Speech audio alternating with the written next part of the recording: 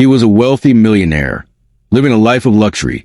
She was a mysterious homeless woman with nothing to her name.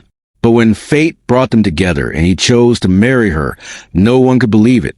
What happened next stunned everyone. On their wedding night, she revealed a secret that would change everything. Who was she really?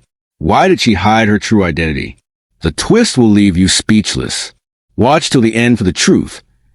James Hartley was known as the city's golden boy, a 38-year-old tech mogul. He had built a fortune from nothing, and his name was on everyone's lips. But one decision turned his world upside down. He married Sarah, a woman he met on the streets, homeless and broken, or so it seemed. It started one cold evening when James was leaving his office. He saw her sitting on a bench, clutching a tattered coat.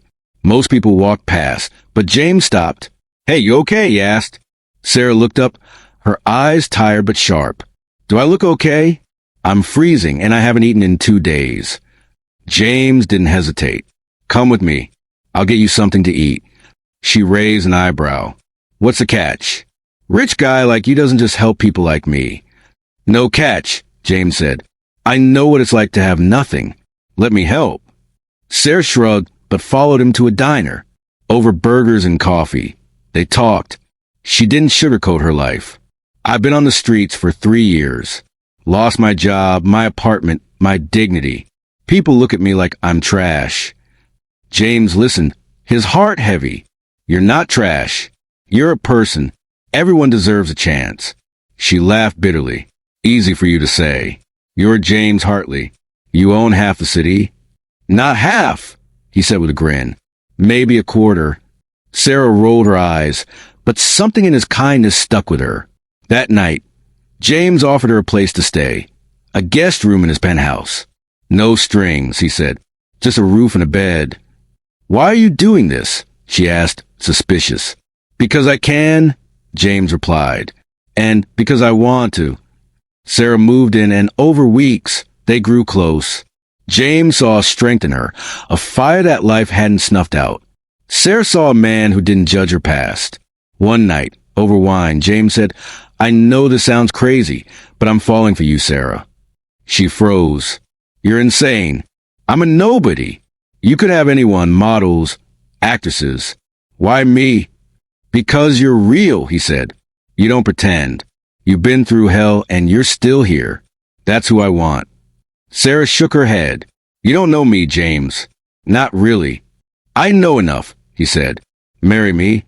Her jaw dropped. "Are you drunk? We've known each other 2 months." "I'm sober and I'm serious," James said. "I love you. Say yes." Sarah stared at him, her mind racing. Finally, she whispered, "Okay, yes." The news hit like a bomb. James Hartley, billionaire bachelor, was marrying a homeless woman. His friends were outraged. At a dinner with his inner circle, his best friend Mark didn't hold back. "James, what the hell are you thinking? She's a gold digger." "She's not," James snapped. "You don't know her." "Oh, come on," Mark shouted. "She was living on the street. Now she's in your penthouse? You're being played." Sarah, sitting quietly, spoke up. "You think I'm after his money? I didn't ask for any of this. I was fine on my own." "Fine," Mark laughed. "Sleeping on benches? Spari mi dei sobi story." "Enough." James slammed his fist on the table. "Sarah's my fiancée. You don't like it, leave." Mark shook his head. "You're making a mistake, man. Don't say I didn't warn you." James's sister, Emily, was just as blunt. She cornered Sarah later that night. "Listen, I don't know what game you're playing, but James is my brother. Hurt him, and I'll destroy you." Sarah met her gaze. "I'm not playing a game. I love him. Believe it or not, I don't care." Emily scoffed. "Love? You expect me to buy that? You're nobody. He's James Hartley." "Yeah, and I'm still here," Sarah said. "Maybe ask yourself why he chose me instead of someone like you." Emily's face reddened. "You're trash. You'll always be trash." James overheard and stepped in. "Emily, stop it. Sarah's family now. Get used to it." "Family?" Emily spat.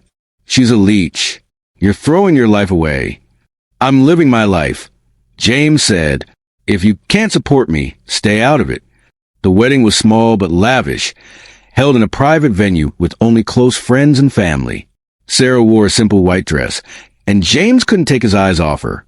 But the whispers didn't stop. Guests murmured about her past, her luck, her scheme. Sarah ignored them, but James saw the hurt in her eyes. After the vows at the reception, Mark pulled James' side again. Last chance, man. You can still get out of this. She's not one of us. James's voice was ice. She's my wife. Say one more word, and you're out of my life. Mark backed off, but the tension lingered. Sarah overheard and confronted James later. Your friends hate me. Your family hates me. Why are we doing this? Because I love you, James said. They'll come around. Give it time. Time. Sarah laughed. They think I'm a con artist. They're waiting for me to screw up. Then prove them wrong, James said. Show them who you are. Sarah sighed. You don't get it, James. They'll never accept me. They will, he insisted. We're in this together. Months passed, and Sarah settled into her new life. James gave her everything. Clothes, jewelry, a credit card with no limit. But she rarely used it. I don't need your money, she told him. I'm not here for that. I know, James said, but it's ours now. You're my wife. Still, the world wasn't kind. Tabloids called her a street rat who trapped a billionaire. At a charity gala, a socialite named Vanessa cornered Sarah. So, you're the famous homeless bride. How's it feel to go from gutters to gold? Sarah's eyes narrowed. Better than being a fake like you. At least I'm honest. Vanessa gasped. How dare you? I'm worth 10 of you. Worth. Sarah shot back. You're nothing without your daddy's name. I earned everything I have. Earned? Vanessa laughed. You spread your legs for James Hartley. That's not earning. Sarah stepped closer, voice low. Say that again, and I'll show you what I learned on the streets. James appeared, pulling Sarah back. Vanessa, leave. Now. Vanessa smirked. Protecting your pet? Cute. She's my wife, James said. Insult her again and you'll regret it. The gala buzzed the drama, but Sarah was shaken. In the car, she turned to James. This is my life now, isn't it? People like her are judging me. They're jealous. James said, you're stronger than they'll ever be. Am I? Sarah asked. Sometimes I wonder if I belong here. You do, James said. You belong with me. But doubts crept in. Sarah started acting strange, taking calls in private, leaving the house without explanation. James noticed, but didn't push. He trusted her. Then, one night, she didn't come home. He called her phone, but it went to voicemail. By morning, he was frantic. When Sarah finally walked in, James exploded. Where were you? I was worried sick. I'm fine, Sarah said, avoiding his eyes. I had things to take care of. Things. James shouted. You disappear all night, and that's all you say? What's going on? Nothing's going on, Sarah said. Just trust me, okay? Trust you. James said. You're hiding something. Tell me the truth. Sarah's face hardened. You want the truth? Fine. But you're not ready for it. What's that supposed to mean? James demanded. Sarah hesitated and said, I'm not who you think I am. James froze. What? Before she could answer, his phone rang. It was Emily. James, turn on the news. Now. He grabbed the remote, and there it was, a breaking story. Sarah's face was plastered on the screen, but the name wasn't Sarah. It was Elizabeth Monroe, heiress to a billion-dollar empire, missing for 5 years. James stared at Sarah. Elizabeth, is this true? She nodded. Yes. Why didn't you tell me? He yelled. I married you. I loved you. You still do, she said, tears in her eyes. I didn't lie about that. Then why? James asked, why pretend to be homeless? Why hide? Elizabeth took a deep breath. 5 years ago, I walked away from everything, my family, my fortune. I couldn't handle the pressure. The lies, the control. I wanted to be free. Free. James said, "You let me think you had nothing. You let everyone think it." "I didn't plan to meet you," she said. "I didn't plan to fall in love. But you saw me, the real me, not Elizabeth Monroe, not the heiress. Just me." James shook his head. "You used me." "No." Elizabeth cried. "I loved you. I still do." "Then why keep lying?" he shouted. "You could have told me." "I was scared," she said. "Scared you'd look at me differently. Scared I'd lose you." "Lose me?" James laughed bitterly. "You already have." "Don't say that," Elizabeth begged. "Please." But James walked away, slamming the door. The news spread like wildfire. Emily showed up at the penthouse, furious. "You lied to all of us," she screamed at Elizabeth. "You're worse than I thought." "I didn't hurt him," Elizabeth said. "I protected him." "Protected him?" Emily yelled. "You broke him. He trusted you." "I know," Elizabeth said, her voice breaking. "And I'll fix it." "How?" Emily snapped. "You're a fraud." "I'm not," Elizabeth said. "I'm the woman he loves. And I'll prove it." Mark wasn't any kinder. He called James, gloating. "Told you she was trouble. An heiress playing homeless? She's been laughing at you." "Shut up, Mark," James said. "You don't know anything." "I know you're a fool," Mark said. "She played you like a fiddle." James hung up, his mind a mess.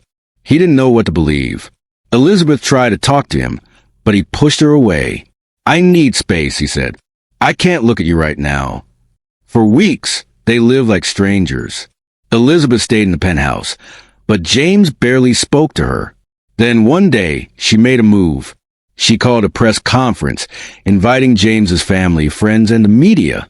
Standing before the cameras, Elizabeth spoke. "My name is Elizabeth Monroe. 5 years ago, I left my life behind. I lived on the streets, not because I had to, but because I chose to. I wanted to find myself. And I did when I met James Hartley." The crowd murmured. James watched from the back, his heart pounding. "James saw me when no one else did," Elizabeth continued. "He loved me when I had nothing to offer. But I kept a secret, and that was wrong. I'm here to make it right." She turned to James. "I'm sorry I hurt you. I'm sorry, Elite. But my love was never a lie. You're my home, James. I don't care about money or names. I just want you." The room was silent. Emily whispered to Mark, "Is she for real?" James stepped forward, his voice shaking. "You broke my trust, Elizabeth. How do I know you won't do it again?" "You don't," she said, "but I'm asking for a chance to earn it back." He stared at her, torn. Then he said, "Why didn't you trust me enough to tell me?" "I was afraid," she admitted. "Afraid you'd love the heiress, not me." "I never care about that." James said, "I loved you, the real you. I know that now," Elizabeth said, "and I'll spend my life proving I deserve you." James's eyes softened. "You don't have to prove anything. Just be honest." "I will," she promised. "No more secrets." He pulled her into his arms, and the crowd erupted. Emily wiped away a tear, muttering, "Okay, maybe she's not the worst." Mark shrugged. "Still don't trust her." "Get over it," Emily said. "They're happy." The story didn't end there. Elizabeth used her fortune to start a foundation for the homeless, working with James to give others a chance he'd given her. Their marriage wasn't perfect. Trust took time, but they faced it together, proving love could survive anything, even the shock of a hidden truth.